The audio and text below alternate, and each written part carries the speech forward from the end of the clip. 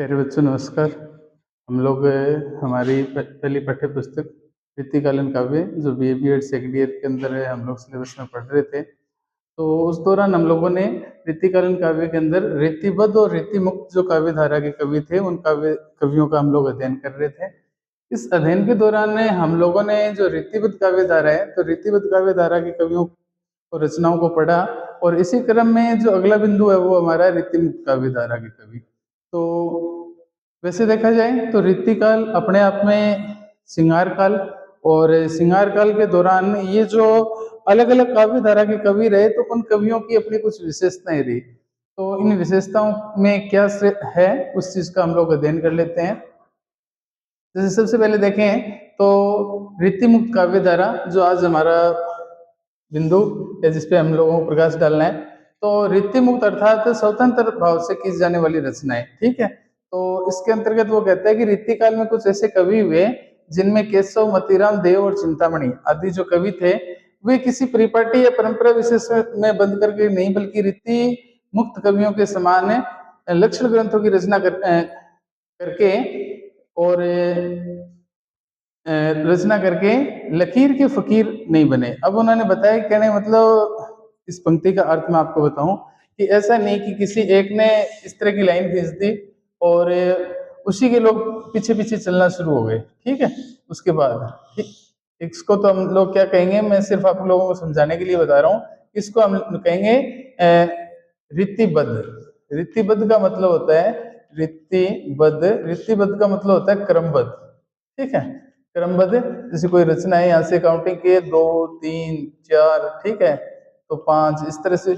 अब इनकी खातिर बताया जाता है कि ये कोई ऐसे कवि नहीं थे कि इन्होंने लोगों के पीछे पीछे चलना कोई शुरू किया हो। ये तो क्या है कि अपनी रचनाओं को स्वतंत्र भाव से लिखने वाले थे, इसलिए इनको रीतिमुक्त कहा। पहली पंक्ति इन्होंने 5 नंबर से शुरू कर दी, दूसरी पंक्ति को इन्होंने 9 नंबर से उठा लिया, तीसरी पंक्ति में इन्होंने 1 नंबर लेके आ गए, चौथी पंक्ति में ये लोग 7 नंबर को लेके आ गए। कहने का मतलब ये था कि जहाँ स्वतंत्र भाव से रचना की जाती है वो अपने आप में एक तरह से रीतिमुक्त काव्य धारा कहलाती है।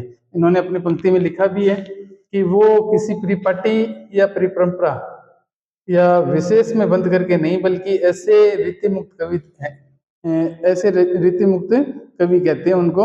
और उनकी खातिर बताया जाता है कि ये जो कवि रहे हैं तो उन ये कवि इन्होंने क्या है कि अपनी रचनाएं की और अपनी रचनाओं करने के साथ साथ ये कवि कह सकते हैं कि लकीर के फकीर नहीं बने। अब कहने मतलब किसी की बताई बताई बातों पर वो लोग नहीं चले, ठीक है। तो इसमें कह सकते हैं कि इन कवियों में जो रीति मुक्त कवि हैं जो उनके अंतर्गत इनमें घनानंद, बोधा, आलम आदि जो कवि हैं उनके नाम उल्लेखनीय है। कहने का मतलब ये था कि जो रीतिबद्ध और रीति मुक्त काव्य धारा है तो दोनों काव्य धाराओं के जो कवि हैं उन कवियों के अंदर ये जो चीजें हैं उस चीज में हमें फर्क देखने को मिलता है। अब इसके साथ साथ ये बताया जाता है कि इन्होंने हालांकि जैसे रीतिकाल है तो रीतिकाल के अंदर जो श्रृंगारपूर्ण रचनाएं अर्थात श्रृंगार को लेकर के इन्होंने काव्य रचना की और काव्य रचनाओं का उल्लेख उसमें देखने को मिलता है, परंतु उसमें जो सरलता सहृदयता मिलती है अन्यत्र दुर्लभ है। अब उन्होंने बताया कि जिस तरह से इतनी सरल और सुंदर जो रचनाएं वो रचनाएं इस तरह से रीतिमुक्त काव्य धारा में जो देखने को मिलती हैं ऐसी रचनाएं अन्य कहीं देखने को हम लोगों को नहीं मिलती। तो इस वजह से वो कहता है कि यहाँ इन्होंने जो रचनाएं की उसमें सरलता और सहृदयता, एक तो सरलता से कोई बात है वो अच्छे से समझ में आ जाए और सहृदयता का मतलब है कि उस वो अपने हृदय को छू के चली जाए या हृदय में उसको एक तरह से स्थान सा मिलता चला जाए। अन्यत्र दुर्लभ है, दुर्लभ का मतलब कठिन है। वे कवि प्रेम की पीर को जिस रूप में भोगते थे उसी रूप में अभिव्यक्त करते थे। अब उन्होंने बताया कि प्रेम की जो पीड़ा है, ठीक है, और प्रेम की पीड़ा को वो जिस रूप में भोगते थे, संयोग पक्ष रहा हो चाहे उसका वियोग पक्ष रहा हो, तो उन दोनों के दौरान क्या है कि ये लोग उसी रूप को और इसी तरह से प्रस्तुत है वो किया करते थे जैसा उनको एक तरह से कह सकते हैं कि महसूस करते थे ना उसी चीज को और वो अपने शब्दों में बयां है वो कर देते थे। तो इनकी खातिर कहा जाता है कि ये जो कवि है वो उसी रूप में व्यक्त किया करते थे। उनमें कहीं भी कुटिलता का भाव नहीं था और कहीं भी इसमें ऐसा नहीं है कि कहीं कोई जटिलता हो, कहीं दिखावा हो, ऐसी कुछ भी जो चीजें वो उसमें देखने को नहीं मिलती थी। भाव नहीं है, उनका प्रेम मार्ग सीधा और सच्चा था। अब उनकी खातिर बताया जाता है कि उनका जो प्रेम था उनका मार्ग जो था वो सीधा और सच्चा सा था। ठीक है, उसमें कहीं भी जटिलता, कहीं भी झूठ कपट छल वगैरह ऐसी कोई भी जो कह सकते हैं कि वस्तु हमें देखने को नहीं मिलती थी, कि कहीं ऐसा नहीं था कि कहीं कुछ पूरा सिर्फ दिखावा या कल्पना ही की जा रही है। अब इसकी खातिर एक पंक्ति भी उन्होंने कहा, अति सुधो अति सुधो स्नेह को मार्ग, जहां नेकु सयानपन बाक नहीं। अर्थात वो कहते हैं कि ये जो प्रेम का मार्ग है, ठीक है, वो इतना सीधा साधा है और अति शुद्धो स्नेह को मार्ग, ये स्नेह का मार्ग इतना सच्चा है, इतना और इतना अच्छा है कि जहां नेकु सयानपन बाक नहीं, कि वहां बिल्कुल भी सयानपन है, अर्थात वहां बिल्कुल भी कटुता या कहीं भी इस तरह से कह सकते हैं कि ज्ञान, एक तरह से ये कह सकते हैं कि अपने आप में ज्यादा जैसे कह सकते हैं कि कोई ज्यादा सियानापन है वो नहीं है। ठीक है, सियानपन को हम लोग कह सकते हैं कि ज्यादा अपने आप को दिखावे की खातिर या ऐसा कुछ ज्ञान दिखाने वाला या वो चीजें उसमें देखने को नहीं मिलती।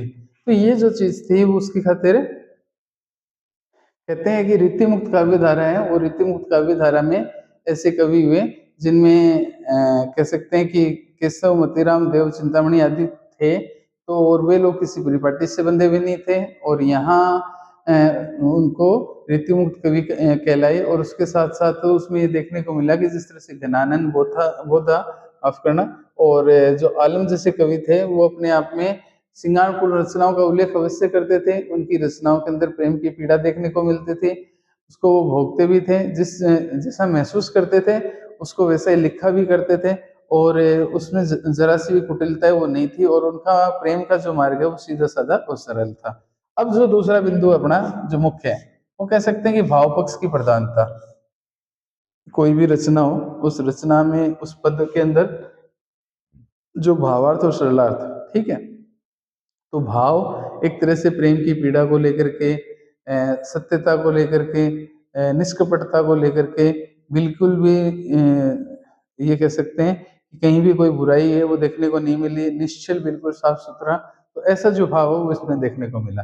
ये कहते हैं रीति मुक्त कवि किसी के आश्रित नहीं थे। पहली बात तो ये कि यहाँ के जो अधिकांश कवि थे वो दरबारी थे। ठीक है, और दरबारी होने के साथ साथ इनकी खातिर बताया जाता है कि ये जो कवि थे वो किसी के ऊपर आश्रित नहीं थे। ठीक है, किसी के ऊपर आश्रित नहीं थे, स्वतंत्र भाव से अपनी जो काव्य रचना है वो किया करते थे।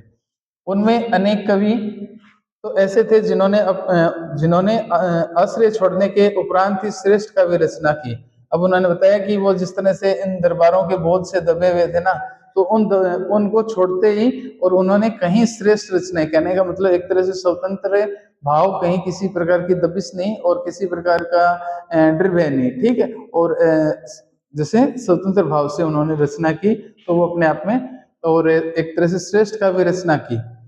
वे भाव के पके हुए थे। अब उन्होंने बताया कि वो भाव के पके हुए थे, अच्छे से उन चीज को उस चीज को कह सकते हैं कि उन्हें पता था। जैसे ये कहें कि कोई सामान्य सा उदाहरण है कि जैसे ये मान के चलो कि किसी मालिक के यहाँ कोई जो नौकर है वो काफी वर्षों से काम कर रहा है और उसे उस काम का पूरा तजुर्बा भी है। ठीक है, उसे अपना वो कह सकते हैं कि एक तरह से एक्सपीरियंस है। ठीक है, और उसको उसी काम को और वो अपने खुद के लेवल पर और अपने स्वयं के कह सकते हैं कि हिसाब से और वो नया कार्य वो शुरू कर दे। ठीक है, तो उसे कहीं भी कह सकते हैं कि कोई पार्टी जोड़ने की आवश्यकता नहीं है, कहाँ से प्रोडक्ट लेके आना है, कितने किस प्रोडक्ट में कितनी मात्रा का मिश्रण करना है, तो उन सब चीजों को खातिर सेम वैसी सी कंडीशन यहाँ भी देखने को मिली। इन लोगों को कहीं भी बताने की आवश्यकता नहीं थी कि किस तरह से हमें अपनी रचनाओं के अंदर कैसे भाव देने हैं और किस तरह से रचनाएं करनी है। ठीक है, तो ऐसी जो चीजें हैं वो देखने को मिलती हैं। तो उनकी खातिर कहा जाता है कि वो अपने आप में भाव में पके हुए थे और भावों को स्वतंत्रता पूर्वक अभिव्यक्त करने में विश्वास रखते थे। अब उन्होंने बताया कि उनको इतना भी विश्वास था कि हम इन रचनाओं को स्वतंत्रता पूर्वक है वो व्यक्त कर सकते हैं। इसी कारण से उनकी कविताओं में भाव पक्ष उभर आया। अब उनकी खातिर बताया जाता है कि यही एक कारण रहा कि उनकी कविताओं के अंदर भाव पक्ष है वो देखने को मिलता है, उभर कर सामने आया। ठीक है, पहले जैसे हम कह सकते हैं कि एक पंक्ति के माध्यम से इसे समझने का पहले प्रयास करें, तो वो कहते हैं कि पहले घन आनंद सिंची सुजान कहीं बतिया, अति प्यारी पगी, अब लाए वियोग लाए बलाए बढ़ाए विभाव दगा की दगी। अब वो कहते हैं कि सुजान से उनका जो घनिष्ठ प्रेम था, और उस घनिष्ठ प्रेम को लेकर के जिस तरह से एक तरह से वो कह सकते हैं ना कि हम बेल को सींचते हैं, ठीक है, और उन बेल को सींचने के बाद पश्चात वो धीरे धीरे जिस तरह से प्रेम रूपी जो बेल है वो बढ़ती चली जाती है। जिस तरह से मीरा जी के पद है ना कि उन्होंने भी क्या है कि अपनी प्रेम रूपी बेल को श्री कृष्ण जी की भक्ति को लेकर के और उन्होंने सींचा, और उनसे अश्रुधारा निरंतर बहती रहती थी, और वो एक तरह से उनके वियोग में और अपने जैसे राग सोरठा है उनको गाती रहती थी। तो उसी तरह से घनानंद की खातिर बताया जाता है कि ये जो घनानंद है उनकी खातिर कहते हैं कि पहले घन आनंद सिंची सुजान, अर्थात वो कहते हैं कि उन्होंने जो सुजान से उनका जो घनिष्ठ प्रेम था उस प्रेम की खातिर बताया गया है। कहीं बतिया अति प्यारी लगी कि जब उनसे प्रेम था तो उनके साथ उनके मध्य जो वार्तालाप होता था तो उसको लेकर के वो कहता था कि वो सारी की सारी चीजें अच्छी लगने वाली थी। अब लाए वियोग लाए बुलाए, अर्थात वो कहते हैं कि अब उनसे बिछड़ना हो गया, ठीक है, और उनके बिछड़ने के पश्चात ये एक तरह का वियोग, एक तरह का जो दुख है उनसे अगर मैं आपको बताऊं तो बढ़ाए विभाव दगानी दगी, अर्थात वो कहते हैं कि उनके वियोग से और जो हृदय की जो अग्नि है, ठीक है, जिस तरह से कह सकते हैं कि एक तरह से ज्वाला, और वो ज्यादा जिस तरह से धधकती है तो उसी तरह से उनका जो प्रेम है तो ठीक उसी प्रकार उनको जो दुख है वो देने वाला था। तो इस चीज को लेकर के बड़े ही सुंदर भाव से उन्होंने इसको बताने का प्रयास है वो किया। भाव पक्ष की प्रधानता को लेकर के कह सकते हैं कि यहाँ के जो अधिकांश राजा थे वो किसी राजा के यहाँ आश्रित नहीं थे, ना ही किसी के दरबार में यहाँ रहा करते थे, तो स्वतंत्र भाव से वो रचना किया करते थे। और अनेक ऐसे कवि मिले कि उन्होंने जिस तरह से दरबारों को जैसे उन्होंने छोड़ा ना, तो छोड़ने के पश्चात और उन्होंने कहीं उत्कृष्ट, ये कह सकते हैं कि उसके उपरांत, उपरांत के मतलब बाद में, और श्रेष्ठ काव्य रचना की। उन्होंने बताया कि उनके पश्चात उन्होंने कहीं अच्छी जो काव्य रचना है वो देखने को मिलती है, और वो लोग भाव के पके हुए थे, ठीक है। उसके बाद कहते हैं कि उन्होंने और भावों की स्वतंत्रता पूर्वक अभिव्यक्त करके और विश्वास रखते थे, क्योंकि उनको विश्वास था कि अमुक जो कार्य है उसको मैं सरलता से और सुगमता से कर सकता हूँ, ठीक है। तो इन सब चीजों को लेकर के उनकी कविताओं के भाव पक्ष उभर कर सामने आया। अब जो अगला बिंदु था हमारा भावुकता पूर्ण प्रेम। अब उन्होंने बताया कि जैसे भाव को लेकर के रचनाएं तो कर ही रहे थे, तो यहाँ सुजान अकेली नहीं बल्कि ज्ञानानंद के साथ साथ अन्य जो कुछ कवि, तो उन कवियों में जिस तरह का भाव रहा तो वो देखते हैं कि भावुकता पूर्ण प्रेम, रीति मुक्त कवियों के काव्य में भावुकता प्रेम के दर्शन होते हैं। कहने का मतलब भावुक, थोड़ी सी बात कुछ कहते ही, थोड़ा सा दर्द होते ही आंखों से आंसू आ जाए, ठीक है।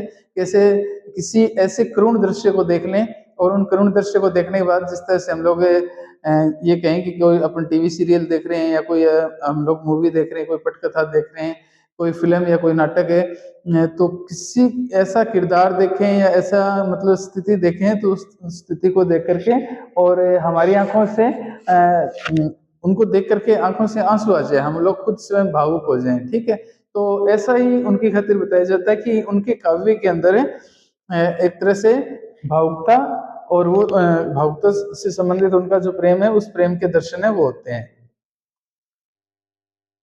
यह प्रेम संयत और निश्चल, यह प्रेम संयत और निश्चल निश्चल है, कहने का मतलब निश्चल है। तो ये कहते हैं कि यहाँ उनका जो प्रेम है वो बिल्कुल सत्य के ऊपर आधारित है और बिना किसी छल कपट के है।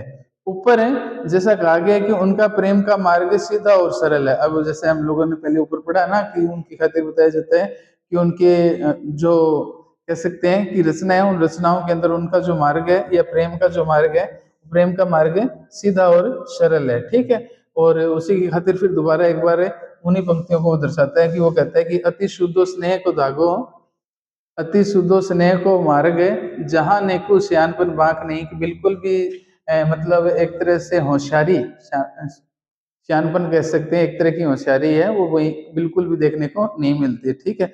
चालाकी चतुरता है वो ऐसी कोई भी चीज है वो उसमें देखने को नहीं मिलती। तो इसको लेकर के वो कहते हैं कि ऐसा कुछ भी देखने को नहीं मिला जिसमें हमें ऐसा लगे कि कहीं भी इसमें किसी प्रकार का कोई दिखावा है या कुछ एक तरह का जो कह सकते हैं कि दोगलापन है, उसमें निश्चलता के साथ अपने प्रेम को दिखाने का जो प्रयास है वो किया गया है। तो इसी को लेकर के जो कवि हैं वो उन्होंने अपनी काव्य रचना की और उस काव्य रचना को लेकर के इसमें बताया कि बिल्कुल सत्य और निश्चलता के साथ इसे दिखाने का जो प्रयास है वो किया। अब इसी क्रम में देखें तो वियोग पक्ष की प्रधानता, वियोग मतलब एक तरह से बिछड़ना, ठीक है।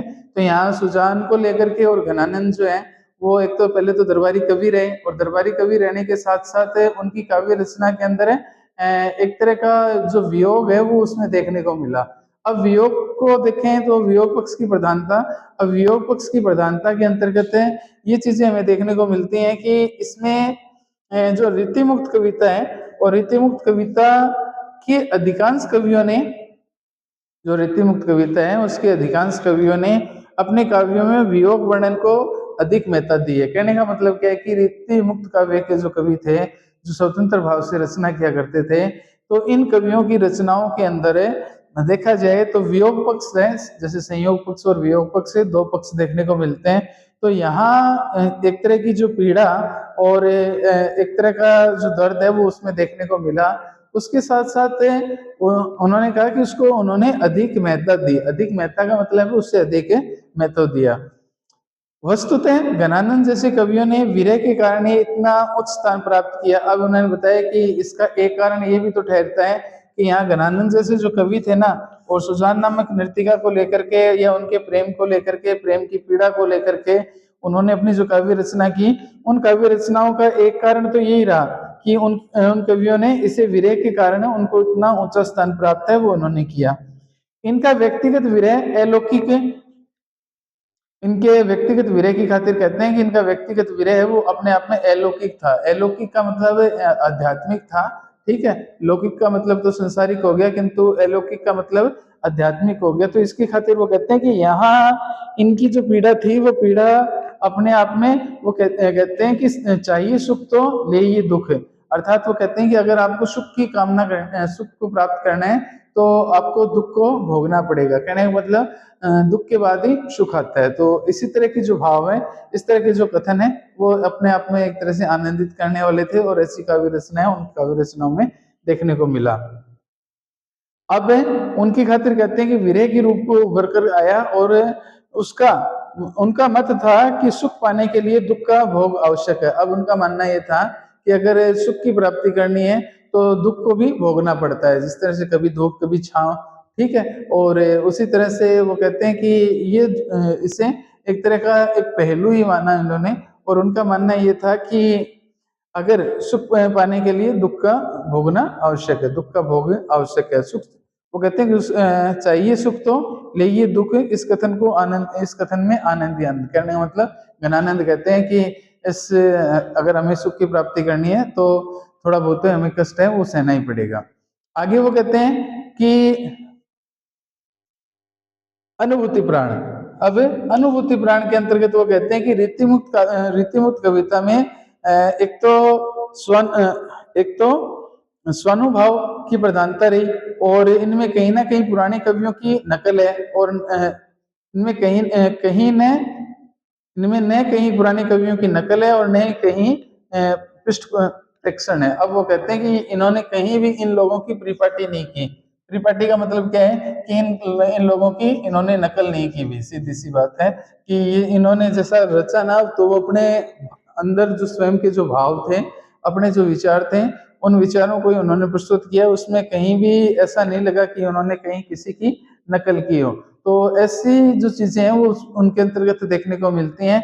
और इसके साथ साथ उन्होंने बताया कि उसमें कहीं भी दिखावा नहीं था और कवि ने जो कुछ अनुभव किया उसे काव्य की भाषा में उतारा। अब उन्होंने बताया कि इन्हें जैसा महसूस हुआ ना कि अमुक जो कह सकते हैं कि जो वातावरण है, ठीक है, और उस वातावरण को देख करके उन्हें कुछ सही लगा, उसी चीजों को उन्होंने अपनी भाषा के अंदर उतारा। भाषा के अंदर उतारने का मतलब था कि अपनी काव्य रचनाओं के अंदर इन्होंने अपनी रचना की। तो इस रचना के चलते बताया जाता है कि इन कवियों ने कविताओं में अपने अनुभव की प्रधानता रखी।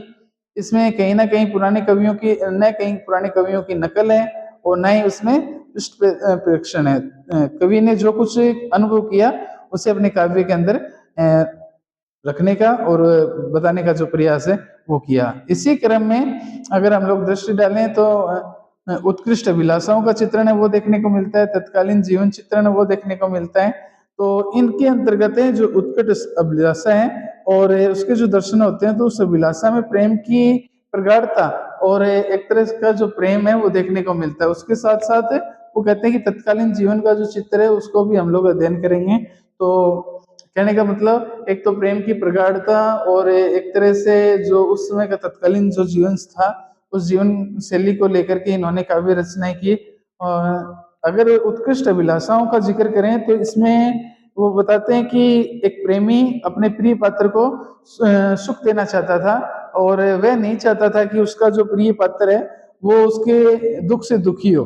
तो यहाँ प्रेम की पीर के जो कवि घनानंद है वो स्वयं उन्होंने स्वयं ही भोगना चाहा और उनके चाह के रंग में भिजे हो स्थिति देखते हुए उन्होंने अपनी जो अभिलाषा है उसको व्यक्त करने का प्रयास किया। और उसके साथ साथ अगर देखा जाए तो जो तत्कालीन जीवन का जो चित्र है तो तत्कालीन जीवन के चित्रण के अंतर्गत देखने को मिलता है कि मध्यकालीन जो काव्यकार हैं उन काव्यकारों ने उन्होंने अपने एक तरह से संपादन की जो भूमिका है उसको निभाया और उन्होंने अपने इस काल जीवन का जो चित्रण किया उसमें व्रत है, त्योहार है, पर्व है, मनोहारी वर्णन है, उस चीज को देखने को मिला। जिस तरह से वट वृक्ष है, सावित्री जी की जो कथा है, गणेश पूजा है, गणगौर के मेले हैं, तो आदि चीजों को लेकर के उन्होंने काफी सुंदर रचनाएं की। कहने का मतलब यह था कि ये जो रीतिकालीन कवि थे उन रीतिकालीन कवियों ने एक तो उस समय का जो कह सकते हैं कि जीवन शैली थी उस जीवन शैली के अंदर वट वृक्ष है, सावित्री जी की जो कथा है सत्यवान सावित्री को लेकर के, ठीक है, उसके साथ साथ गणेश जी की वंदना है, गणेश जी की पूजन को लेकर के, ठीक है, उनके साथ साथ कह सकते हैं कि जो गणगौर का जो ईसर और गौर वाली जो एक तरह से कह सकते हैं कि कुछ दिन तो उनके साथ संग रहना और उसके बाद फिर उनसे उनका वियोग हो जाना। तो इन सब चीजों को लेकर के और उन्होंने बड़े सुंदर ढंग से और अपनी काव्य रचना में उनको स्थान दिया है। तो बाकी जो अपना है रीति मुक्त काव्य धारा में भी थोड़ा सा रह गया और उसके साथ साथ जो रीति सिद्ध काव्य है उनका जो अध्ययन है वो हम अपनी अगली कक्षा के अंदर करेंगे, ठीक है। और इसके साथ साथ है बाकी ये अपने अगली कक्षा में अध्ययन कर लेंगे।